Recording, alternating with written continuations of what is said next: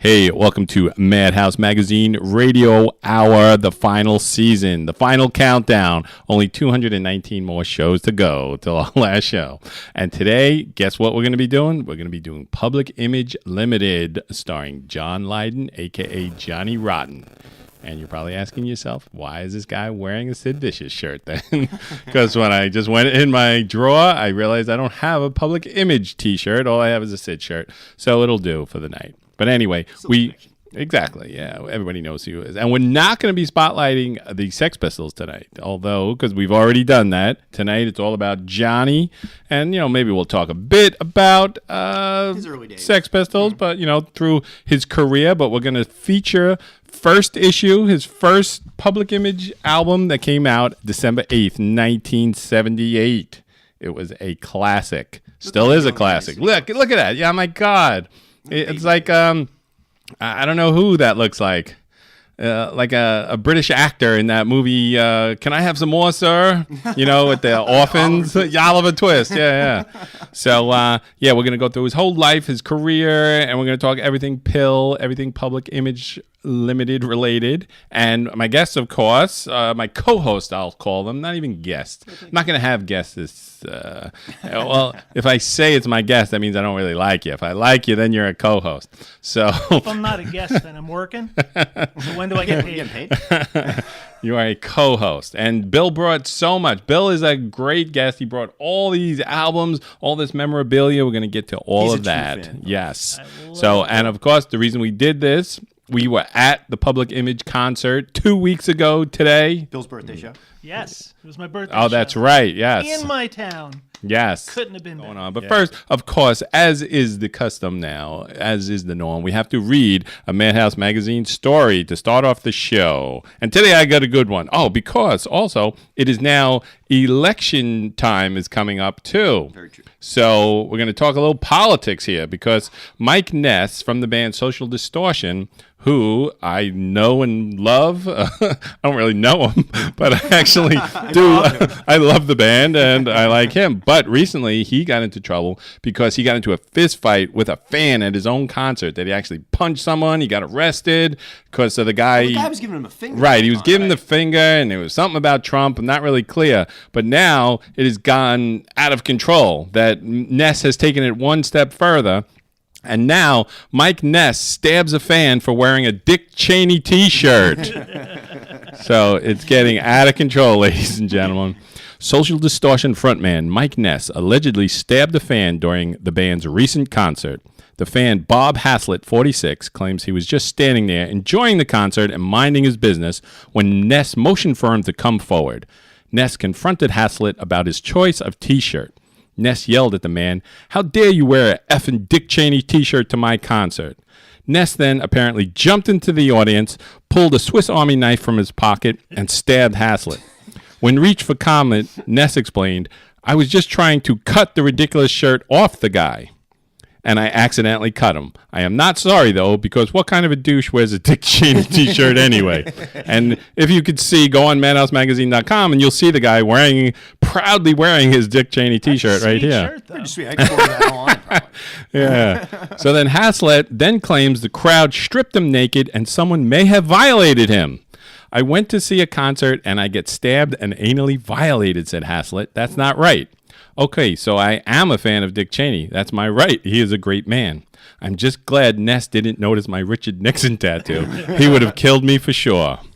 Ness was recently accused of punching a fan for supporting Trump, kicking a fan for watching the Kardashians, headbutting a fan for chewing gum at his concert, and spitting on a fan for farting on his guitar. Ness commented, "I don't like noise when the music's playing. Sit there and behave yourself or no music for you." There you have it. All the news, not fit for print, madhousemagazine.com. Ness is lucky Dick Cheney doesn't show up and shoot him in the face. That's true. Yes, absolutely. That could happen. Yeah. Like next concert. I'm getting So a ticket. I have other stuff I need to talk to too, but let's play some music. How about that? We're going to play some Public Image. First, we're going to start off with Public Image off first issue, and then we're going to play Rise off of this album over here somewhere. And we'll be right back. Madhouse Magazine Radio Hour, 474 The Mix. Hey, welcome back to Madhouse Magazine Radio Hour. You just heard Public Image and Rise from Public Image Ltd. How did you enjoy that? Excellent. Very good, very good. So why don't we talk a little about who are we talking about? Public Image Ltd. John Lydon. Let's talk. Now, I'm counting on you because I'm expecting you to come up with lots of tasty morsels and trivia and stuff about John Lydon. But I hope I don't disappoint. John Lydon, born We trust you. in London. What day or year? Oh, actually, my notes are over here. I have some notes there. I have some notes here. There we go. There we are. All right. Where's his birth date? I think I must have written that. Oh, yeah, here it is. January 31st, 1956, in London, to poor Irish immigrants. His real name is Johnny Rotten, and he changed it to John Lydon. No, obviously, vice versa. And do you know how he got that name, Rotten? I do, but I won't spoil it. No, spoil it. There's a quiz, yeah. His teeth were so Exactly. horrible. He had a fungus type of thing that kept growing on his teeth, and they looked green. And eventually, just not too long ago, he had to have extensive dental work to fix that whole situation. And they still look messed up. Really? He's got that whole gap tooth on the side. Oh, wow. Oh, There you God. go. It's British dentistry. Yeah, he's Socialized he looks medicine like for you. In 1973, he looked like a medieval peasant. Yes, exactly. That's a good way to put it. Yeah. So, very fascinating fact about him. At age 7, he had spinal meningitis and spent a year in hospital, as they say in England. And, he lost his memory. He had memory loss from this. And what is this? Oh, that's something else I'll get to in a second. But that I believe that he said that that's how he got that crazy stare. That this was part of the aftermath of that, and that's a really important part of Johnny Rotten is that crazy looking stare of his. Can you do that? Yeah, that's it. Mike's got it down. And he said his first job was his father was a construction worker of some sort, and he had a job killing rats on the site. That they gave him a machete, and whenever the rats jumped up, he would chop them in half with a machete. So that is an awesome job, I got to say, for like a 10-year-old kid. I would like that. So, so now, as we I know, got another job that he had before you get onto that. Yeah, go another ahead. job that he had. 17 years old, he was a roadie for the band Hawkwind. I did Oh, not really? know that. Lemmy Really? was the bass player. Of at course. it. Oh, exactly. snap. So it was It's awesome. a cool meeting of the minds back when he was Ooh. young and had long hair. like and Lemmy. let's And take it working one in step and working in further. McLaren store too. Yeah. Let's take it one step further now. Lemmy was also, before that, was a roadie for who? Oh, God, I don't know. Black Jimi Sabbath? Hendrix. Oh, Yeah. So weird. Wow. Learning all the time on this show. Exactly. Facts of frenzy. So, that's very good. I did not know that, Bill. I'm glad you brought that up. So, now, we all know about the Sex Pistols, one of the most influential bands of all time. Basically only had one album. Yeah. But, One tour. Yeah, one album and like 12 shows, and half of them were canceled. And do you ever get the feeling you've been cheated? the Blah, blah, blah, feeling blah. you've been cheated. Yeah, so, it's just... They're in the Rock and Roll Hall of Fame because of one album. Right. There you go. That shows everything you need to know And about their them. iconic imagery. Right, like, everything so about many him. Like, things just about look, them. Sid example. Greatest. I have a tattoo of Sid Vicious here somewhere. Somewhere. Over there. Love Kills. Greatest love story ever told. Sid and Nancy. So, we went through that, and he still debates, though. I don't like this, that I saw an interview with him recently. It was an old one, where he was saying that he invented punk rock and not that New York thing. He's out of his mind. And what his point was that they were older, the kids in New York, and they were richer. These guys were so poor in London that the only way they can get an instrument is if it fell off the back of a truck. McLaren does Right. not see the Sex Pistols. There is rather see Vice versa. See the New York Dolls. There Right, is no Yeah, Sex exactly. New Pistols. York Dolls. Exactly. So we can He's go all- back to the yeah. beginning of time. Starts with that. But I just like to be diplomatic and say it was both going on at the same time. And Right. it basically was. Ramones, all that stuff in New York, Damned, The Sex Stooges Pistols, started it, Clash, etc. But I'm could go talking in about 1970. this It'll be an 75 infinite stuff. regression. We'll go back to the I Stooges would and say Right. MC5. and the Velvet Underground. Then you got to Those are go. and then the Velvet Underground. Right. and That then is all those bands. pretty much. Those- Yeah. That's where punk starts. Yeah, we did that show 10 times. That ain't this show now. I understand. This show is Public Image Limited. So anyway, But Johnny's wrong. Sex Pistols break Tell up. him that.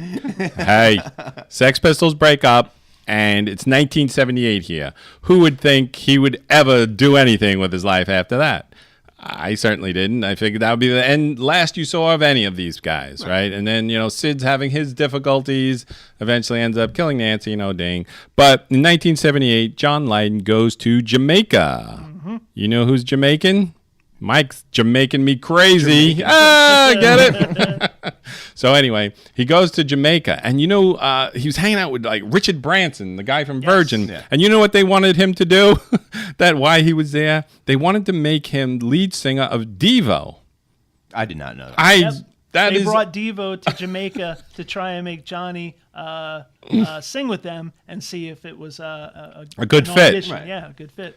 I could kind of see that. I couldn't, in my mind at 78, think about that. Maybe now, but no. Imagine him wearing one of those helmets, Johnny Rotten. No, I can't imagine that. No. And the Devo would have been a jumpsuit. different band if he had The joined. best thing Right. he did in Jamaica, though, was start signing all these great reggae bands, because John Lydon was a DJ in clubs, and he played a lot of Jamaican music, and he knew it inside and out. He was a big fan of that He just stuff. started throwing Richard Branson's money at these guys. It's cool. Yeah. So needless to say, Devo said no, and they did not want John Lydon in the band. So he then formed Public Image Ltd. With his buddy Ja Wobble, which I think is a great name. He's the bass player.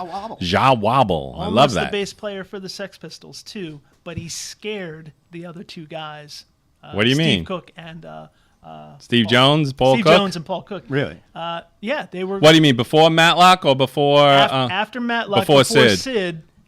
They brought John around, Ja Wobble, and they said he's going to be the new bass player, and he literally scared the other two guys to death. That's and they so said, weird. No. So they brought Sid in. Can you imagine being Sid being scared more than Sid. scary than Sid Vicious? Well, they say Sid wasn't even that scary. He was really quiet and unassuming Well, until he got on stage. Right. You know what I mean? So, But then he took that persona, over the top outside. But so anyway, let's fast forward to this album here. First issue being recorded. I don't even remember the guy's names. With Keith Levine. What band was he in? He was in another famous band. He was in the Clash for a while. Right. But he was too good to be in the Clash. And then the Walker guy was on drums for this lineup here. And there it is. Look at that. Beautiful, beautiful, beautiful stuff. And the way Ja Wobble described it, it was like there's 4 different guys with doing 4 different drugs at 4 different times. That was this recording session, right. So that kind of makes for insanity, of course, but it makes for a good album. So let's talk about what's on this album now. Let's talk about these songs. You ready? Well, the greatest song, this is the single, right. Public Image. Public that Image one blew all expectations out of the water, because no one thought that that John Lydon could come up with something that would top the Pistols. Exactly. And he did. Because, that surprisingly, that as I was researching for the show and listening to everything again, I was like, really? That the Sex Pistols had this one amazing album, one of the greatest albums ever recorded, blah, blah, blah, blah, blah. But his body of work and these songs, and it was so different from the Sex Pistols, that how could you create the most influential band of all time and then turn a complete different direction and be a singer and being so innovative that they credit him with this being the first, post-punk band they called Public Image. Totally. So, and then he did it with a guy who couldn't play bass. What was Ja Wobble's story? He hadn't picked up the bass until he joined Public Image, and he learned on the job, basically. Oh, he really? was used to playing with bass players who couldn't play bass. Yep. He literally learned how to play bass playing on this influential single, Public Image. That was amazing stuff. And, some of the other songs on this album, let me name them here. Theme, Religion 1, Religion 2, Annalisa, of course, the title track, Public Image, Low Life, Attack, and how do you pronounce this one? Fada Stomp. Fada Stomp. What does that mean? Some German thing. It's like, I'm hungry, I want sauerkraut. Yeah. So anyway, it started off a career that was just so influential. As I was looking at other people talking about him, I saw Flea talking about this, a lot of rappers, a lot of people were influenced by this stuff, and it's just that I think that's the next push. I'm pretty sure Public Image is not in the Rock and Roll Hall of Fame. They should be. Right. If anything, we're going to go through this body of work that we have here, and we're going to talk all about their influence, songs, singles, all that stuff, and we're going to see all Bill's stuff and memorabilia and books and all that stuff. But let's play some more songs, and then we'll come back in a minute. Let's see. What do you want to play this time? How about more Public Image songs? Let's play This Is Not a Love Song. How about that one? And one of my favorites, this is a lesser-known one. It's not even Public Image, but it's called World Destruction, featuring a duet with Africa Bambaataa and his band Time Zone from the 80s some point. So let's listen to that. We'll be right back. Madhouse Magazine Radio Hour 474 The Mix. Hey, welcome back. Madhouse Magazine Radio Hour 474 The Mix. You just heard This Is Not a Love Song. That was pretty good, right? World Destruction by Africa Bambaataa. I like saying that. Africa Bambaataa. Here on 474 The Mix, Madhouse Magazine Radio Hour. So now let's talk about all the albums that we have here. Let me go run through the discography. And Bill, you show what you got at this time. Right. Here's their discography. 1978, we have Public Image, the first issue. I want to talk about the chart discrepancies as we're going through this, too. Okay. This one went to number 22 in UK. Didn't even make a dent in the U.S. charts. Disgrace. The next one is Metal Box. But still, New Wave and everything was there. What about Metal Box? You got that anywhere? Metal Box is an amazing album, but I haven't bought the reissue yet. They put out a super deluxe version of it, and I just haven't kicked up the $70 for it. Well, that went to number 18 in London and number 171 in the U.S. It's making ground. It wasn't as commercial as a lot of the other New Wave acts. Oh, yeah, of course. This was New Order. This was way ahead of his time. It was so different than everything else. Really I would have to say this is an offshoot of Kraftwerk. We would discuss Kraftwerk. If anything was influenced by Kraftwerk, I would say he was definitely influenced by them. Yep. Next one, 1981, The Flowers of Romance. Number 11 in the UK, number 114 in the US, Bill. That's a tough album, man. I drove to Virginia with some friends of mine one time, and the guy in the passenger seat fell asleep with his feet on the cassette box, so I could not open it. And the only thing I had was a tape of Flowers of Romance that I listened to over and over for literally 2.5 hours. Oh, man, emotionally scarred by that. All right, 1984, This Is What You Want, This Is What You Get. Number 56 in UK, 123 in US. Incredible. Is that here? Oh, I don't have that. All right. Which one is that? You got that. Oh, I got that one here. Here it is. This is what you want. This is what you got. I got this from the Slip Disc, as you can see, for $6.99, Bill. Awesome. Great record store in New York. All right, next album is called Album. Now, we both have that. Now, we're going to talk about that. Now, I have the regular album, which was released in 1986, and it's kind of brilliant packaging, I got to say, that it's just called Album. And if you bought the cassette, you know what it was called? Cassette. And if you bought the CD, Mike, it was called CD. Yeah. Yes. No, turn around, though. How it is a pill. It's called a great Compact logo. Disc. Yeah. Oh, okay, awesome. Great logo. And I got to say, the guy, some of their friend did the photography for the first album. A guy named Dennis Morris, very close to my name. And he created this pill logo, which I think is it's a cool name for a band, and it's a cool logo. Great logo, though. Yeah, that cool. Public Image Ltd.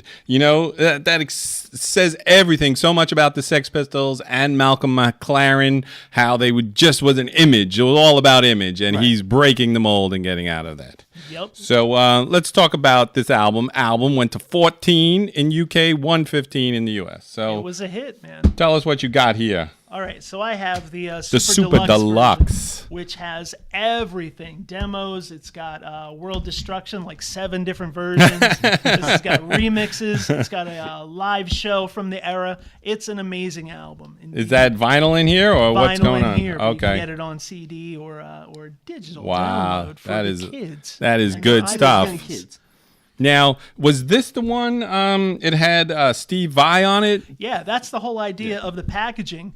They never told anyone who was on this album. That's why the generic packaging. Remember, the generic foods was popular then. So right. Had the food, It just said cereal, yeah. So he didn't want He didn't want the album to be about the big names on it, and there are huge names on this album. Ginger Baker playing drums. Tony Williams. Tony Williams, yes. Bernie Worrell. You've Yes. got Nicky Skopolidis. You've got Jonas Hellborg on bass. You've got Nicky Skopolidis. I said He is on there so twice. many. He's so good. He's They that good. He's that voice. They almost brought in Miles Davis, but they couldn't make it for that session.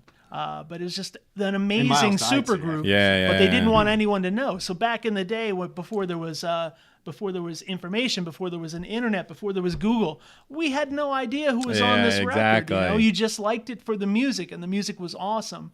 And then, like, once in a while, you'd hear a DJ talking about that on the radio if you were lucky enough to hear it. He'd say, "Oh, did This you guy, know that what's-his Steve name's Vai playing was on here?" this, yeah, exactly. That's how you knew that Steve Vai cool. was on. It was right after he left Zappa, and right before he joined up with David Lee Roth. Oh, okay, right. There you go, man. Yeah, it's cool. So the sad part about this is that John had a band, a bunch of young kids, 21-year-olds from L.A., and they did all the demos, and they went to New York to record it with Bill Laswell, the super producer, and they choked in the studio. They could not get workable tracks, so John had to fire the band, and that's why they got all this talent, Wow. because Laswell just said, well, all right, I'll bring in my guys, and his guys were just a stable of high-powered Yeah, that's a guys. pretty good bunch of guys. Yeah. Well, I have some guys over here you might like. Here's Ginger Yeah, Baker I'm just and working Steve with Vai. Ginger Baker, what the hell? Oh, why not? Yeah. So, and I recall seeing John Lydon in New York City at about this time. He had a lot of crazy concert tours going on at this time. That I remember, I was not at this particular concert, but he was at the Ritz, and they stood behind a screen, and they were doing like crazy stuff, and The audience went crazy. Right, started and it was a throwing riot, beer at and it was just. And then about this time too, well, he was on Dick Clark, American Bandstand, right? Yep. And they were lip syncing, and Johnny Rotten just stopped lip syncing, and he brought the audience down, and they were going crazy.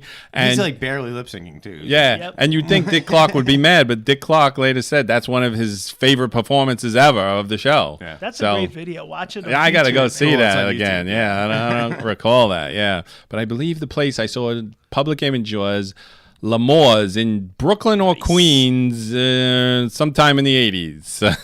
80s were a blur, Bill, so I have to Google that, and I could possibly find when they were there, and I could... Now, my favorite crazy John Lydon concert story is that he didn't have a band sometime in the mid-'80s. Before he did album, he just didn't have a band. All the guys kept quitting on him, and he happened to be in New Jersey at a Holiday Inn up in Passaic, and he saw this band playing in the lounge, and he hired them because he had these gigs coming up in Tokyo, and that became this album, man. Live in Tokyo. And no fooling around, I got the keyboard player Tommy Zvanchek, who lives right down the street from us in Point Pleasant. Oh, really? So cool. He played on this album. He was one of the lounge players who pretty wound awesome. up in Public Image Ltd. That's so touring Tokyo.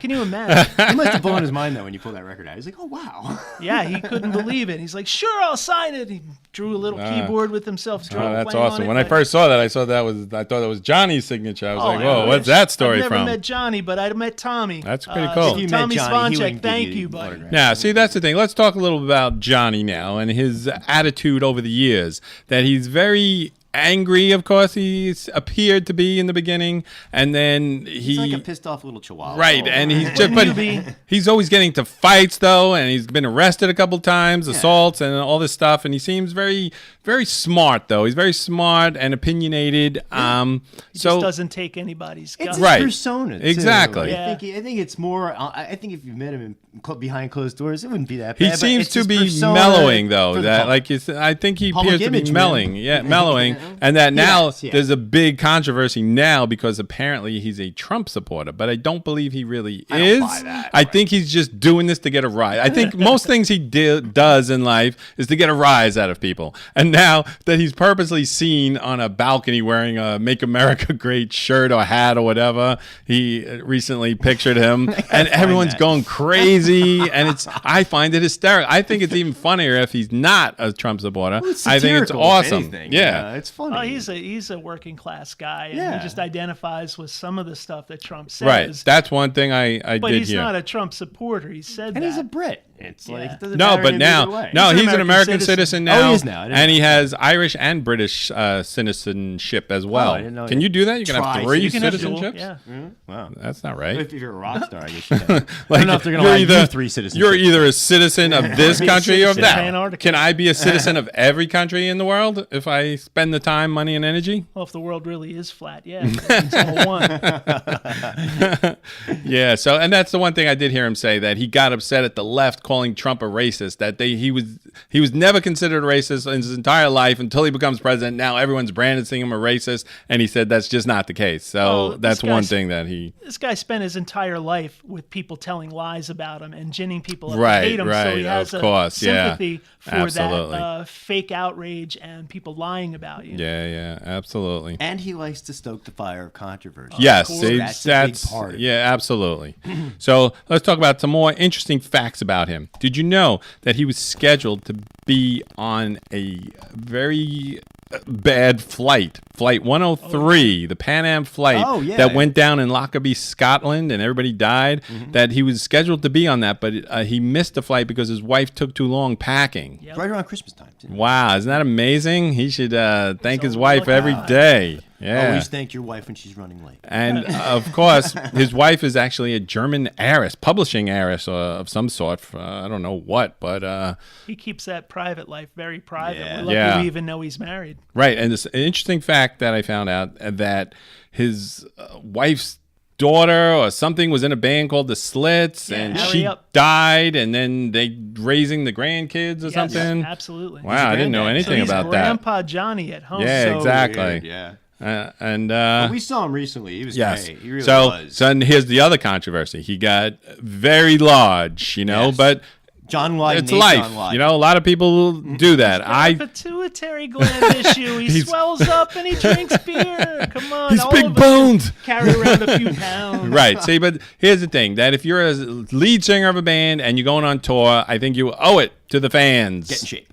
You know, get in shape for that. I understand Try. he's 62, but Mick Jagger's 92, and he's Mick's like me. He can't. Put on yeah, weight. It's exactly. like- I don't think But Lydon still. does as much cocaine as. Oh, that's true. I think I thought he was great though. He looked great. He had this awesome black voice was outfit amazing. on. That His was voice really is better. You perfect. know, Perfect. it hasn't changed a bit. No, you know, so and good. the Great show set. was awesome. The one part that like I said, that I missed was that they didn't play one Sex Pistols song, because I remember back in 1982 they played Bodies at the end, and I was so Yeah, they throw happy. one, But yeah. they didn't. But it was a great show, And great the set venue's cool. anyway. The New Lanes is cool. I mean, it's- Asbury Lanes, Asbury Park, New My Jersey. sound lanes, is very not my good. Yes. lanes. it's not my lanes as well. I agree, Bill. Like, it doesn't have that grunginess, that punk rock like aspect to it, but no, it's still nice. And I thought the sound was really good. And the new stage. Yeah. Good I look sound forward to system. trying to Yes. get a gig there. You know. Yeah.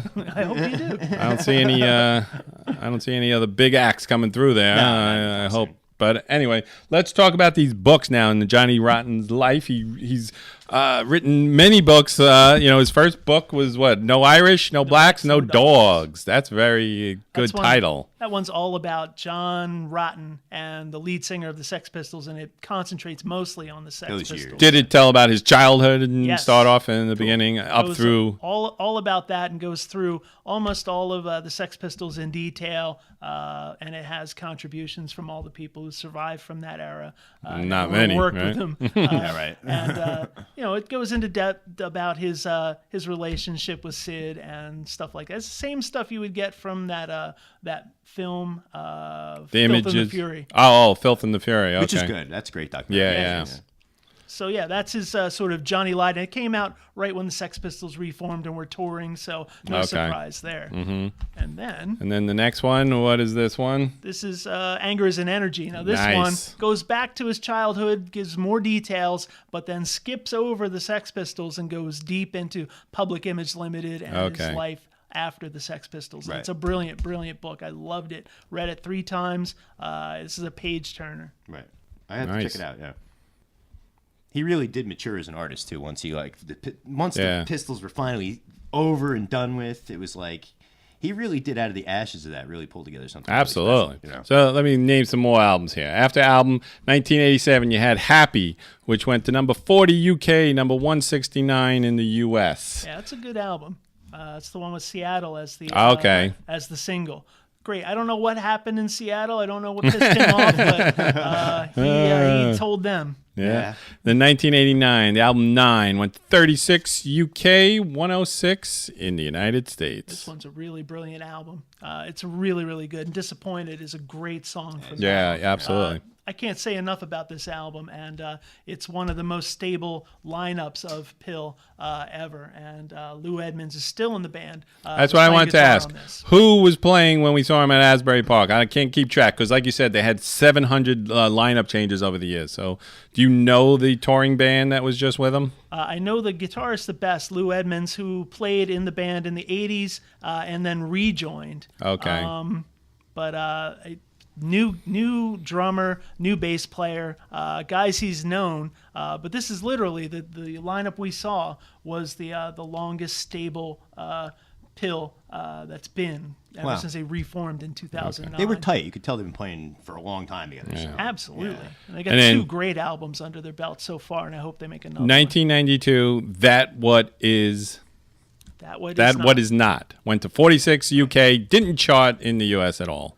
And at that point, they went on hiatus, and there was many legal problems, and I don't know if he went into that in the books there, but he did not do much during those years. Those years are a blank to me, Bill. Okay. You know what he was doing during that time? Yeah, he put Public Image Ltd to bed. This album didn't do really well, and it's underappreciated because it's actually pretty good. Yeah.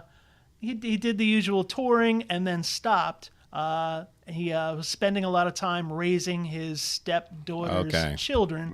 Right. 97, he came back. He tried to do an album. Let me interrupt for a second. I want to talk about these children because he mentioned that they were like feral children when he got them. That they didn't read or write. They didn't do anything. They didn't go to school. They were just wild. And so I guess that's why it took some time. So all right, pretty much. Go ahead now. All right. So 97, he got it together to put out a solo album. It was called The Psycho's Path, and it was really not his best effort. And I think he got into a legal wrangle with the bandmates. They didn't get paid what they thought they should have, and they actually wound up on Judge Judy. I recall that. Funny. Yes. Oh my God, with the drummer. And that was hilarious. Oh man, that is genius. All right, and then after that, not a lot of people know this.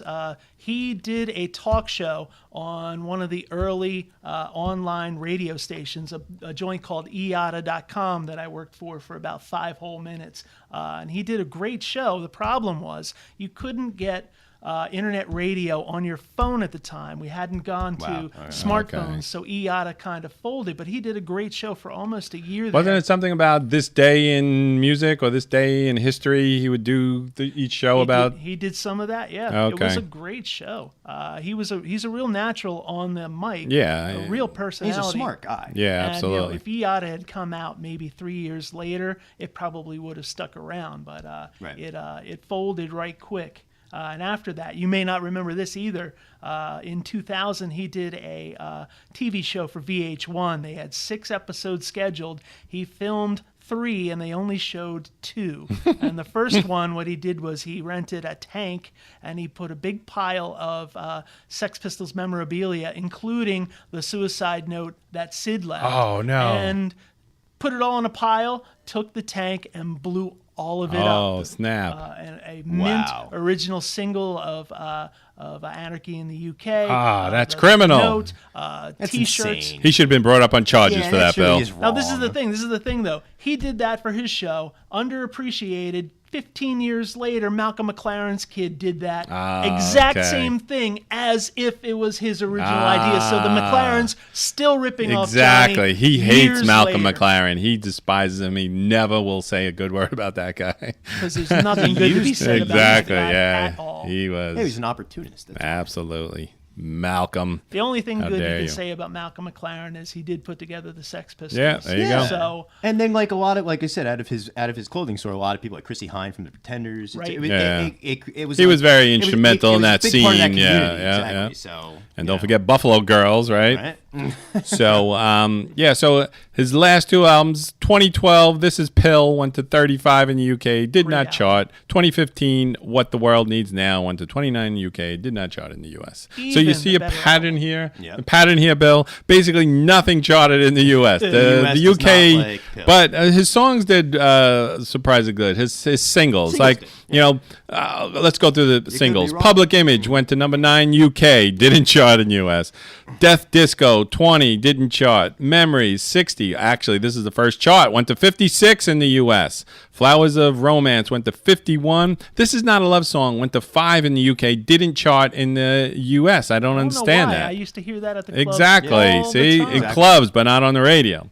That Rise, it went to number 30. A huge song. You hear that a lot, and it went to number 30 in the U.S. Seattle went to 30. Seattle was all over the radio for a Yeah, it while. Here's That little window when alternative music was Right, actually right. popular. See, this is the thing. Disappointed went to 26, but it went to number 1 on the alternative charts. Yep. I used to And hear then- all these songs on 106.3 all the time. Yeah. Exactly. all But the we time. were But spoiled that's not because the that's a charts, special- yeah. Yeah, we that's had like a special radio station. Yeah, we And really Warrior went to 16 in the U.S. It was the highest ranking one, I think. And then yeah. Don't Ask Me went to number 2 alternative. Right. So there you have it. He was not appreciated on the charts, but he was appreciated by true fans like us, and his legacy will live on. I never thought about that. If it wasn't for SOU, I probably would never heard half these songs. Exactly. It's true. That's amazing. Yeah, you gotta listen to your local college radio station. That's where all the Yeah, good that's stuff where you're going to is. find stuff. But is that still true? Does that still hold true today? Yes, I agree, absolutely. yeah. Really? Just get it on your phone. Even on Brookdale, like you'll hear some cool I'm stuff. busy. I ain't got time to listen to 2 hours of crap to find one good song, Bill.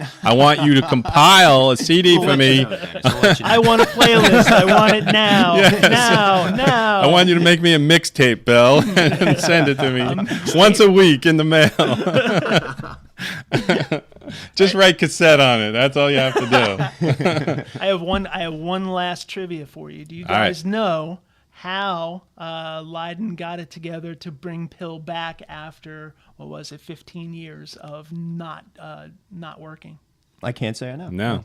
He did a commercial for butter. I heard that, It was a yeah. very popular commercial. He made a In the boatload UK, of money, yeah. and that Wow. allowed him to hire the musicians, Ah, get the okay. rental space, I got do to the see this butter promotions. commercial. Yeah, it's man. hysterical. I gotta kind of see saw it. I thought it was That really YouTube- old. Yeah, I got to look that up.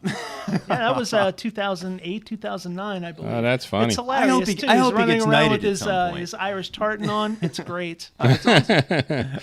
All right, so there you have it. Do you have any other memorabilia we did not break out yet, or any I think that's interesting all I facts? got. A couple more Well- CDs. This is the greatest hits. If you haven't got time to go through all of this, get Public Image Limited, the greatest hit so far. It's a good one. Yes, and if you've never really listened to Public Image, if you're listening to this show, you'll hear some of his best work here, and you'll go out and get his greatest hits then, and then Johnny Rotten will give me a kickback, and everyone will be happy. He might buy you a beer.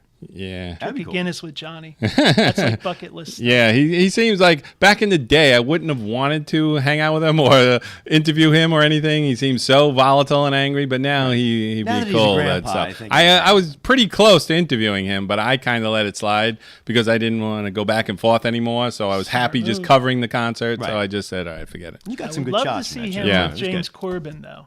Oh my God, wanna doing see that! those two Oh, sing that a would be Sex awesome. Pistols That'd be together. sick. That's Yeah. going to be a new story, Bill. You just wrote a Madhouse Magazine story. How Johnny Lydon and Corden just did bodies. And got in an accident. F this, F that. Oh, that's They hysterical. ran over Jimmy Fallon and was crossing the street.